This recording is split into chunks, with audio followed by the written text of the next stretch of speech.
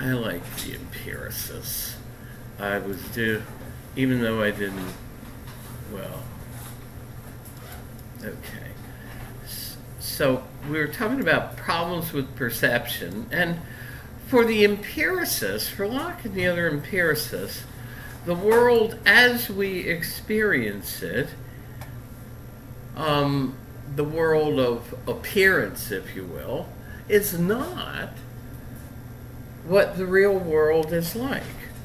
We experience a world with primary and secondary properties. You know, so we noted. I'll review a couple of last slides that the ideas we get from our senses are ideas of two different separate qualities that things have: primary properties and secondary properties. So John Locke, as well as Descartes, believes that we are in a real world, and that by using this distinction between primary and secondary properties, he can carve out a view that says, okay, some of the properties that we think are really in objects are actually subjective, like colors, taste, sounds, smells. These he calls secondary properties. But he says they're caused by the primary properties of things.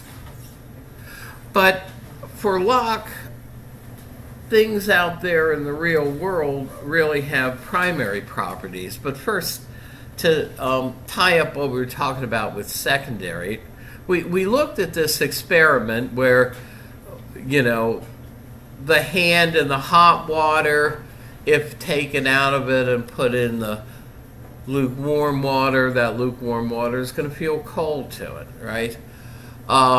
The hand that's been in the ice water, you put it in the lukewarm water, that lukewarm water is going to feel warm, like the cold water spigot did to me when I was a kid, when I got called in from sledding and my hands were wet and cold because my parents used to, probably my mother, used to always buy us these little gloves that were kind of knit something or other, and they didn't keep your hands very warm, and they always got wet. But anyway, I'd come in, turn on the cold water spigot because it was the quickest one to reach, and the cold water felt warm because my hands were so cold from sledding. And so the hand that's been in the ice water, if you put it in the center pan, is gonna, you know, the water in the center pan is gonna feel warm to it. So wait a second, you got the same water feeling warm to one hand and cold to the other, and the same water can't have two opposite properties, so how do you get out of the contradiction? Well, as I say here in this slide, we must either conclude that the same water is both hot and cold at the same time, has two contradictory properties, or simply conclude that heat and cold are not in the water as properties of it, but are mind-dependent. This is an important phrase, mind-dependent. It becomes extremely important in Berkeley. That is, dependent on a mind for its existence. So we conclude that heat and cold are not in the water as properties of it, but are mind dependent and in us. So in other words, my experience coming up to a traffic light, because I am not colorblind, I'm in the literal sense, not in the figurative racial sense that the word is sometimes used. I can see colors, okay, and I'm thankful for it. But my dad was colorblind, right? When he came up to a traffic light, he couldn't perceive them. Take sounds.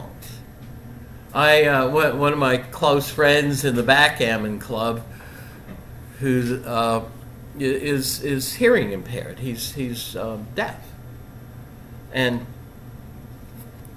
I had a ride down to Vienna, Virginia, with him for a Sunday tournament, and sometimes he can't hear if he's veering into a lane, somebody's honking their horn, he can't hear it. When a turn signal is on, it goes click, click, click, click, click, click, click, click, right? Sometimes he won't notice that he's left a lane change turn signal.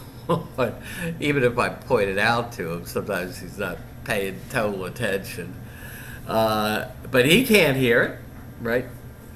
So his experience of the world is different from mine. So sounds are also secondary properties. But Locke says we live in a real world of objects that are really there, and they are there whether we're there or not. In other words, for Locke, all of these desks you all are sitting on, and this AB cabinet, all this stuff was here over the weekend when none of us were here, right? And so Locke says things in the real world have Newtonian type primary properties. They're extended in space. So they have size. They occupy space with a certain size. They have shape, right? They have a molecular structure, and the molecules have primary properties of shape and motion.